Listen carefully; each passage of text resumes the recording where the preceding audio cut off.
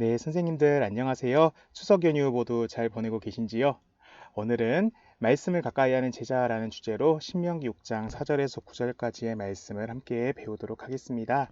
말씀은 이렇게 되어 있는데 세번역 성경으로 함께 읽습니다. 혹시 함께 읽으실 수 있으시는 선생님께서는 작은 목소리로 따라 읽으셔도 좋겠고, 사정이 여의치 않으신 선생님께서는 그냥 눈으로 같이 읽어주셔도 좋겠습니다.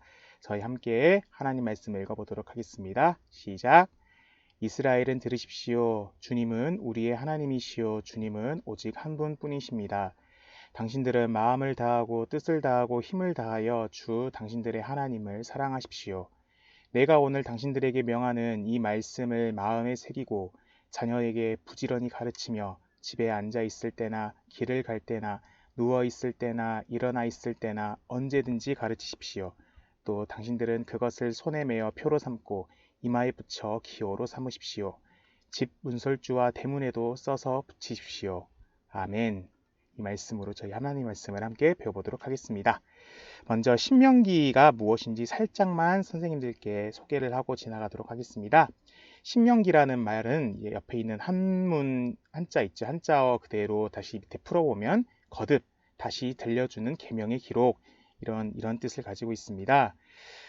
이 신명기는 이제 선생님들도 아시겠지만 40년의 광야 세월을 이제 히브리인들이 마치고 가나안 땅에 들어가기 직전에 모압 광야, 모압 평지에서 이제 전한 말씀이라고 신명기 1장 1절에 딱 나오는데요. 오늘날 요르단이라는 나라에 있는 지역입니다.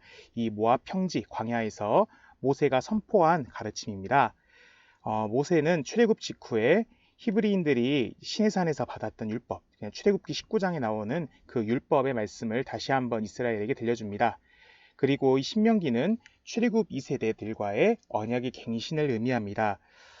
이전에 하나님과 이스라엘, 이제 히브리인들이 맺었던 언약은 시내산에서 맺은 언약이고요. 이제 그 1세대들이 다 죽고 그들의 자녀들이 다시 언약의 갱신을 하나님과 갖습니다. 그게 바로 신명기의 기록입니다. 신명기는 모세가 이제 죽기 직전에 남긴 설교들로 이루어져 있지요. 그렇다 보니까 모세가 남기는 유언으로서의 특징이 매우 강한 말씀들이라 할 수 있겠습니다. 이 신명기를 조금 더 내용을 보자면 신앙에 대한 가르침이라면 다 전체 내용을 아우를 수 있겠는데요. 더 쉽게 풀어보면 모세 할아버지가 이제 남기는 유언 정도가 되겠죠. 광야를 맴돌았지만 출애굽을 잘 모를 너희에게. 출애굽 2세대 중에서는 광야에서 태어난 사람이 있을 수도 있고 아주 어릴 적에 애굽에서 부모와 함께 나왔기 때문에 출애굽에 대한 기억이 없는 사람도 많을 겁니다. 아마 없을 거예요, 다들. 이들은 부모 세대의 불순종 결과로 함께 광야를 40년 동안 맴돌아야 했죠. 광야에도 있고 그리고 광야를 함께 맴돌았지만 그 이유에 대해서는 잘 몰랐을 겁니다. 비록 처음 언약, 그냥 시내산에서 맺었던 그 언약, 그때는 어렸을고 또 그 다음에 태어나지도 않았으니까 잘 몰랐을지라도 지금 맺는 이 언약, 그러니까 신명기의 이 언약을 이제 이스라엘 사람들이 듣게 됩니다. 그래서 이 신명기가 6장 4절이 이제 율법의 기초라고 하지요. 이거에 제일 처음이 들어라 이렇게 시작을 하지요. 들어라 이스라엘, 그렇게 아까 저희가 읽었던 걸로 기억합니다. 이 들어라 이스라엘아, 이 말씀 4절 전반부의 말씀인데요. 이거를 약간 신약이랑 연결지어 보면 이제 로마서 10장 17절에서 보면 믿음은 들음에서 난다 라는 말씀이 있지요. 이 들음에서 신앙 고백이 나온다, 이것과 연결 지으려고 합니다. 이 신명기 6장 4절은 이스라엘의 신앙 고백문의 가장 기초적인 형태입니다. 이 말씀 들어라 이스라엘, 이제 쉐마라고 하는데, 쉐마 이스라엘이라고 하는데요, 히브리어로. 이 말을 고백하는 사람은 이제 저희가 읽었던 이 본문 있잖아요. 이 신명기 6장 4절에서 9절까지 이제 자기의 신앙으로 고백할 수 있는 사람들은 히브리인들, 그러니까 이스라엘 유대인의 백성에 속하게 되었습니다. 이거를 바울이 이제 직접적으로 이 신명기 저희가 읽었던 이 6장 4절의 말씀을 인용해서 이 믿음은 들음에서 난다, 이 로마서 10장 17절의 말씀을 기록한 건 아닙니다. 그런데 이 바울은 이 같은 문단 안에서 예수님에 대한 신앙 고백을 말합니다. 예수님에 대한 신앙 고백을 함으로써 이제 예수를 주로 시인함으로써 구원에 이른다, 이렇게 로마서 10장 9절에서 말을 하는데요. 이 예수님에 대한 신앙 고백을 신명기 6장 4절을 바탕으로 이렇게 기록을 하게 됩니다. 그래서 유대인들의 신앙 고백과 예수님에 대한 신앙 고백을 의도적으로 대비를 시켜요. 로마서 10장에서는. 이 맥락 속에서 이 믿음이 들음에서 난다라는 로마서 10장 17절의 말씀이 나옵니다. 그렇기 때문에 이 말씀을 고백하는 사람이 이스라엘 백성에 속하게 되는 것처럼 예수님을 주님으로 고백하는 자는 예수님께 속하게 된다는 의미를 바울은 고백을 합니다. 그렇기 때문에 들어라 이스라엘아 하는 이 말씀은 지금 저희한테 들어라 누구누구야 라고 하는 말씀과 똑같다고 할 수 있겠습니다. 그렇다면 저희가 무엇을 들어야 할까요? 주님의 계명을 들어야 합니다.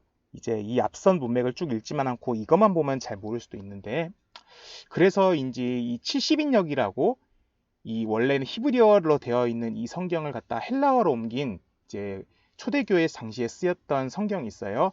이 70인역 성경에서는 이 의미를 보다 명확하게 하기 위해서 여기 아래 빨간색 글씨로 작게 되어 있는 부분이 있죠. 이 말들을 덧붙입니다. 들으라 이스라엘아 우리 하나님이신 주님은 한 분의 주님이시다. 뭐 이거는 똑같죠. 그런데 그 앞에 빨간색 부분들 보면 이집트 땅에서 나올 때 주님께서 이스라엘 자손에게 명령하신 이 규례와 법도들을 들어라 이스라엘아 이렇게 갑니다. 이 규례와 법도들, 주님께서 하신 이 명령, 계명을 들으라고 분명히 말씀합니다. 신명기는 아까 제가 신명기를 소개할 때 거듭 다시 들려주는 계명, 명령의 기록이라고 했지요. 이 신명기는 다시 들려주는 주님의 계명인데 이 계명은 규례와 법도들을 포함합니다. 주님 이제 계명이 있고 그 안에 규례와 법도가 있다고 보시면 되는데요. 이 말씀, 그러니까 이 규례와 법도를 들어라, 주의 계명을 들어라, 주님의 명령을 들어라, 이 말씀은 듣다라는 표현이 구약 성경 안에서 순종의 의미로 자주 사용되기 때문에 이 말씀은 계명에 대한 순종, 하나님의 명령에 대한 순종을 가리킨다고 할 수 있겠습니다. 특히 구약 성경 안에서 계명의 순종, 그러니까 하나님 말씀에 순종을 하는 이 모습은 하나님과 맺은 언약, 그 계약의 이행을 제대로 하고 있는가 안 하고 있는가를 보여주는 척도라고 할 수 있겠습니다. 출애굽기 19장 5절 6절의 말씀 보면 내가 오늘 내게 명하는 이 모든 명령을 너희가 듣고 지키면 나는 너희 하나님이 되고 너희는 거룩한 나라가 되고 이런 제사장 나라가 되고 하는 말씀이 나오지요. 이때 내가 너희에게 명령하는 이 말씀을 지키면 하고 하나님께서 말씀을 하십니다. 그런 것처럼 하나님의 말씀에 대한 순종은 하나님과 맺은 언약의 이행 척도이고, 그리고 새롭게 오늘날은 새로운 신약으로 새로운 계약을 하나님께서 우리가 맺으셨잖아요. 예수님을 통해서. 이제는 예수님의 말씀을 우리가 얼마나 순종하고 있는가, 이것이 하나님과 맺은 언약의 척도겠죠. 그리고 4절 후반부에 보면 우리 하나님 여호와는 한 분의 여호와시다, 한 분의 주님이시다, 이 말씀을 하는데요. 여기에서 이런 질문을 던져보고자 합니다. 저희는 여호와라면 당연히 하나님을 생각하는데 정말로 누가 여호와일까? 이 여호와란 이름을 다시 좀만 더 풀어보면 누가 신인가, 누가 절대자인가 라는 말로 누가 주님인가 라고 풀어보겠습니다. 이스라엘 사람들에겐 누가 주님이었을까요? 농경사회에서 겪을 유혹에 대한 대비라는 제목으로 여기에 대한 내용을 쭉 요약해 봤는데요. 이제 이 히브리인들은 이스라엘을 탈출하고 유목민의 생활을 광야에서 오랫동안 했었지요. 그리고 이 광야를 탈출하고 이제 다시 가나안에 들어가게 될 때 이제 땅을 차지하게 되잖아요. 땅을 분배받고, 그리고 나라를 짓게 되고 그곳에서 정주하게 되는데, 거주하면 저절로 그 나라 땅에서 뭔가를 작물을 수확하고 농경사회가 되겠죠. 농사를 짓는다는 말입니다. 그러니까 기존의 유목 중심의 사회에서 완전히 새로운 농경사회로 변화를 한다, 이 말인데요. 그래서인지 고대 가나안 신앙들, 히브리인들이 들어오기 이전부터 가나안 족속들이 있죠. 여러 족속들. 그 족속들이 가지는 신앙들은 농경사회에서 발달한 신앙입니다. 풍요, 다산, 바람, 비, 전부 다 농사에 중요한 것들이죠. 이런 것들과 같이 농사와 관련된 이제 농사 밀접한 관계를 가지는 신들을 이 가나안 신앙에서는 숭배했습니다. 뭐 성경에서 자주 구약 성경에서 나오는 무상의 이름으로 아세라, 바알 막 이런 신들이 있잖아요.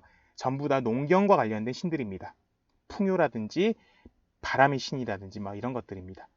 그래서 이렇게 이 사람들이 농경 사회로 가다 보니까 이제는 그동안 여호와 신앙을 가지고 있었다가 이제 자기의 삶을 위한 신앙을 가지면서 여호와 신앙을 버리게 될 수도 있는 거예요. 그리고 아세라나 바알을 숨기는 신앙을 가지게 돼버리겠죠. 그리고 실제로 그렇게 성경에선 되어버렸고, 그래서 하나님께서 참 많이 책망하셨잖아요. 그래서 신명기가 가르치고자 하는 바, 이거는 진짜 주님은 이런 바세나나 아세라나 바알 같은 농경의 우상들이 아니라 여호와 한 분이다. 진짜 주님은 오직 여호와 하나님이시다라는 걸 고백하라고 교훈을 하고 있습니다. 오늘날 말로 하면 아세라나 바알은 다른 오늘날엔 무엇이 될 수 있을까요? 물질이 될 수도 있겠고 뭐가 될 수 있을까요? 물질이라든지 더 높은 무언가, 경력, 그리고 명예, 권력, 참 많은 것들이 될 수 있을 텐데요. 이런 것들, 남한테 축혀받고자 하면서 내가 우선시하는 것들이 오늘날의 우상이 되고 오늘날의 아세라 바알이 됩니다. 그것들을 버리고 진짜 내가 섬겨야 할 분은 주님 한 분이시다. 주님을 본받는 것이 가장 중요하다는 것을 신명기는 오늘도 우리에게 거듭 가르쳐주고 있음을 우리는 볼 수 있습니다. 5절 말씀해 봤을 때 전반부에서 주 너의 하나님을 사랑하라 라는 말씀을 합니다. 이거는 좀 구별이 되는 믿음의 표현이라고 제가 썼는데 이게 뭔 말이냐면 고대에는 이 사랑하다라는 표현이 물론 뭐 남녀간의 사랑이라든지 부모의 사랑이라든지 뭐 이런 것들을 의미할 때도 있지만 왕에 대한 신하의 충성을 의미하기도 했었고 더 나아가서 구약 성경에서 이 주님을 사랑한다는 표현이 종종 사용되는데 호세아서 보면 그렇잖아요. 하나님과 이스라엘의 관계를 부부간의 관계로 이렇게 호세아서에서 말을 하잖아요. 그런 것처럼 이제 구약 성경에서는 이 사랑한다는 말을 좀 신기하게 많이 씁니다. 당시 고대 가나안이나 그런 지방에서는 잘 쓰지 않는 표현이에요. 그래서 당시 신에 대한 믿음의 표현을 이 사랑이라는 이미지로 사용한다는 게 그 당시에 무척이나 구별되고 독특한 표현이었습니다. 근데 참 신기한 거는 이 사랑이 참 복합적인 말이잖아요. 우리가 뭐 사랑한다 말할 때 이게 엄청 복합적인 말을 많이 담고 있잖아요. 그렇기 때문에 하나님을 사랑한다고 말할 때 이거는 그냥 하나님 우리는 경외한다, 하나님을 뭐 믿고 따른다, 뭐 이런 의미로서 사랑한다라고 그렇게 생각하기 쉽지만 사실 그것을 넘어서서 사랑이 가지는 그런 여러 가지 모습들 있잖아요. 부부간의 사랑도 될 수 있고 남녀간의 사랑도 될 수 있고 자식 간의 사랑이 될 수도 있고 부모가 자식을 사랑하는 사랑이 될 수도 있고 친구 간의 사랑이 될 수도 있고 정말 많은 그런 사랑들의 모습이 있을 텐데 그런 사랑의 여러 가지의 모습을 포괄하는 표현으로 이 사랑하라는 표현을 쓸 수 있겠습니다. 그리고 사실 이 사람이 가지는 사랑이라는 감정이 본래는 주님을 향하여서 가져야 하는 것이다 라는 것을 오늘 성경은 또 우리에게 교훈을 해주고 있다는 거 우리가 알 수 있겠지요. 그리고 5절 후반부에서 온 마음과 온 생명과 온 마음을 다해서 라고 합니다. 이게 저희 개역개정에서는 마음과 뜻과 힘을 다하여 라고 이제 번역을 합니다만 이게 본래의 뜻은 온 마음과 온 생명과 온 힘으로써 라는 뜻입니다. 마음과 생명과 힘을 써서 근데 그것이 일부만 쓰는 게 아니라 완전히 이 세 가지가 서로 어울려서 함께 이 모든 것들을 써서 하나님을 사랑해야 한다 라는 말씀을 성경 교훈을 하는데요. 사람이 사랑을 하면 사랑하는 대상한테 힘도 쏟고 마음도 쏟잖아요. 네, 모든 걸 쏟잖아요. 그리고 심지어 생명도 내놓을 수 있습니다. 이게 사랑의 힘이지요, 사실. 그런 것처럼 하나님을 사랑하라는 거, 이 말씀에서 저희가 볼 수 있겠습니다. 하나님을 사랑하는 방법은 저희도 사랑을 하는 사람이나 사랑을 하는 대상한테 그렇게 할 수 있는데 그럼 하나님도 그렇게 못할까요? 그런 것처럼 지금 내가 가장 사랑하는 어떤 것, 사람이 될 수도 있고 어떤 뭐 물건이 될 수도 있겠고 뭐 참 종류가 다양할 수 있겠지만 내가 지금 가장 사랑하는 것에게 보이는 그 모습을 하나님께 돌리는 것. 그게 바로 하나님을 사랑하는 방법이라고 할 수 있겠습니다. 그리고 6절 말씀 보면 이 말이 너의 마음에 있게 하라 라는 말씀이 있습니다. 그의 말씀이 마음에 맴돌다. 이제 신앙을 가지면 하나님 말씀이 우리 마음에 있지요. 사랑하는 사람이 이제 좋아하는 사람의 뭐 사소한 것이나 뭐 그런 것들에 관심을 가지고 마음에 새기잖아요.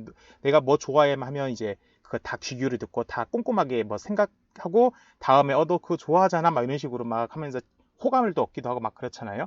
그런 것처럼 하나님을 사랑하는 사람은 그분의 말씀에 귀 기울여서 마침내 그 말씀이 내 속에 내면화돼 가는다. 이거를 저희 신앙을 가지면 이렇게 말씀이 내 안에 맴돌고 내 안에 있고 머무른다라는 그것을 오늘 성경이 말씀합니다. 그러니까 하나님을 사랑할 때 비로소 그분의 말씀이 우리 예수님을 믿는 자들의 마음에 있어진다는 것입니다. 이렇게 신자의 마음에 하나님의 말씀이 맴돌지 않으면 반대로 말해보면 그건 하나님을 사랑하는 것이 아니죠. 하나님을 사랑하게 되니까 말씀이 우리의 마음에 있어지는 것이지요. 그렇기 때문에 만약에 우리 마음에 말씀이 없고 하나님의 말씀을 따라하겠다는 열정이라든지 그런 것들이 내 마음속에서 보이지 않는다면 하나님께 정말 우리가 회개할 필요가 있겠다라는 생각을 듭니다. 그리고 저도 참 그런 일들을 많이 겪고 그럴 때마다 하나님 더 사랑해야 하는데 그러지 못해 죄송합니다라고 자주 저도 회개를 하게 되는 것 같아요. 저희 모두가 그런 과정을 일평생 거쳐 나갈 텐데 일평생 하나님 말씀이 내 안에 완전히 내면화돼서 내가 말씀을 그대로 살아가는 삶이 될 때까지 우리는 그분을 사랑하고 그분의 말씀을 읽는데 최선을 다해야겠지요. 그리고 7절부터 9절까지의 말씀을 쭉 요약해보면 딱 하나로 요약할 수 있습니다. 가르쳐라.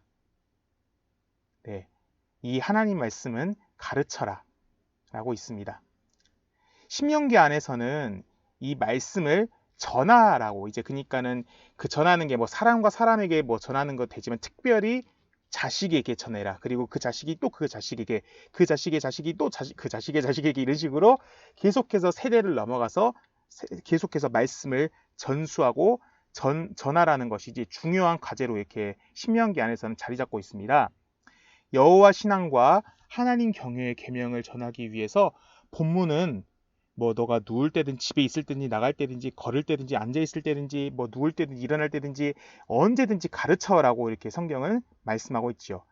그래서 그 결과로 이제 말씀에 뭐 손목도 매달고 이마에도 붙이고 문설주나 대문에 싹 기록을 하는데 이렇게 기록을 하는 것이 어떤 상황에서든지 하나님 말씀을 볼 수 있게 해서 이 말씀을 계속해서 다음 세대한테 전하라는 의미가 사실 이 안에 담겨 있습니다.